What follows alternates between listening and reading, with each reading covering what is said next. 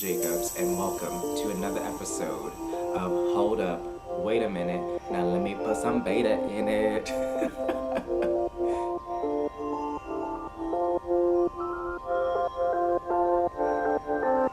Snap, look at this. I'm Mr. Jane Jacobs, and welcome to this Beta Minute, Wait a Minute, Now Let's Take a Minute. So let's think about this.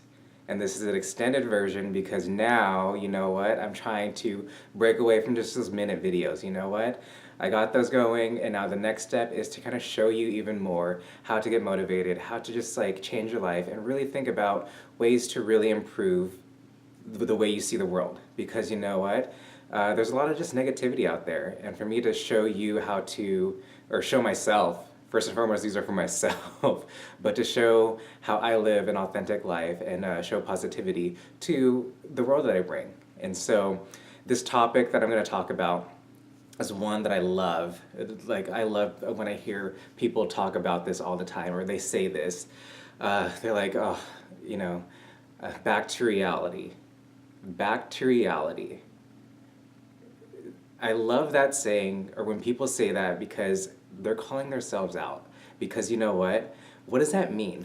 Is your back to reality a nightmare? The biggest thing is that you're out of alignment with where you're going in life. If you are going against the grain, if you're going like, going back to the work week and going back from the weekend or coming back from vacation, and you're like, back to reality, what that shows is that you're out of alignment. And what are you doing in your life to make your reality a dream or a nightmare? Think about that. So what is your reality compared to? Are you comparing it to the vacation and the awesome time that you had? Because you could create your reality. And if you go back and dread it, that means you're dreading life, like 95% of the time. So I know that life is hard, and life does suck, and there is some suckiness to life, but really think about what you're saying with that. So be careful with your words.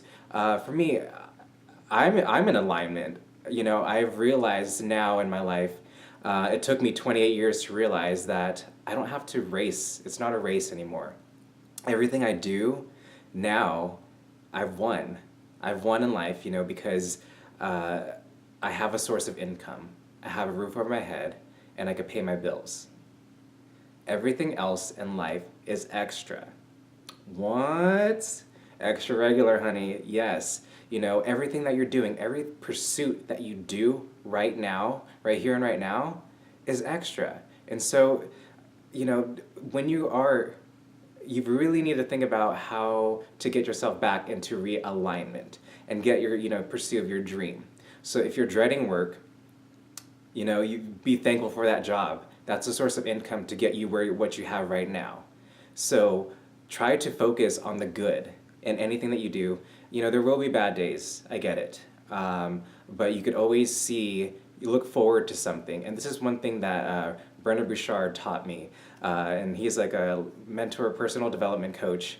And he says, try to find the good, no matter how small it is. Try to find the good in every single day. And no matter what, have something to look forward to. That's one key lesson that I have taken and put into practice into my life, is really think about what you're looking forward to and what good is there, because there is a whole lot of good. I know in life, we've been taught to find what is wrong with the world or what is wrong with this picture.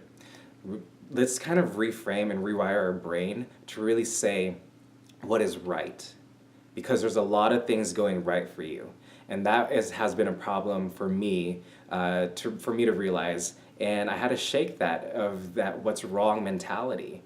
People ask us all the time what's wrong, or they ask me all the time, oh, what's wrong? What's wrong? I'm like, nothing's wrong. And I've gotten so ingrained that when people ask what is wrong, and then they go on to say, oh, just be honest with me. Just be honest. Tell the truth. Tell the truth. And that key strike right there of what is wrong and tell me the truth, that was a big break that I realized. I was afraid to speak my truth because it was so ingrained and intertwined with the word wrong. What is wrong? And I've been asked that all the time growing up, and nothing's wrong. I'm just thinking. And it's okay to think freely. And I've allowed myself to speak my voice and actually be heard and allow people and to actually create a dialogue with people that are around me that it's a safe space to kind of talk like, hey, I have something going on, I just need to get this out. There's nothing right or wrong about it, but I just need some other judgment, or not judgment, I just need another opinion to see what I'm thinking is valid or how I'm feeling.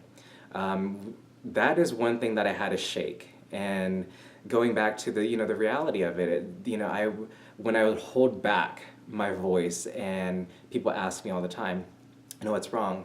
I'd say nothing. Nothing's wrong. Or I'd hold back because I had that so intertwined that my reality of speaking the truth was held back, and I kept living this lie and just being dishonest with myself of what I really wanted to pursue in life. And that for me was a striking, I got woke, honey. Okay, so going back to the dread of the back to reality, what is holding you back? Because for me, what held me back was fear of something better. What? Yeah, we're so comfortable in our comfort zone that we just sit there and sit there and sit there. And when we get like that, you become depressed about your life. And you're like, you can be greater. You know that you have the potential to become greater. And it's pushing past that fear, because that fear is comfort. Fear lets you know that you are safe and everything's good to go. But when you step out to move out on your own or to pursue a degree, those are just new experiences that your body, your being hasn't experienced yet. And so that's kind of pushing past that, and know that there is something better out there. It's kind of, this is an analogy to a ship setting for sail, right?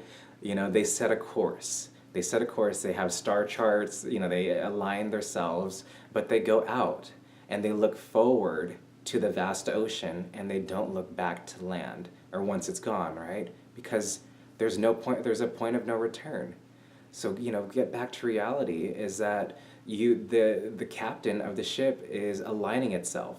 We fall out of alignment in life, just the way that, if you don't chart your course as a captain, you will set adrift, and you won't realize that you are adrift, and then you become overweight, or if you become unsatisfied with work because you haven't set a goal.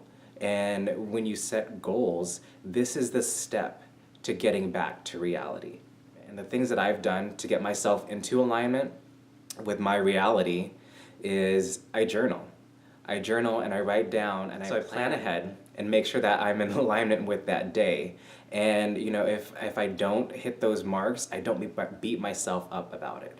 That's the realization that comes with planning, is that plans are there, they're a guideline, and I'm realizing that if I don't get it done within that day, I could just replan it for the next day. It's a great tracker.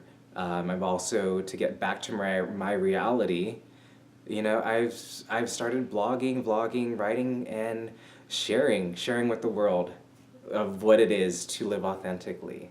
So if you like what you see, make sure to follow, like, and share, and just tell others, what you feel about it, and write in the comments below, honey, okay? So that is it.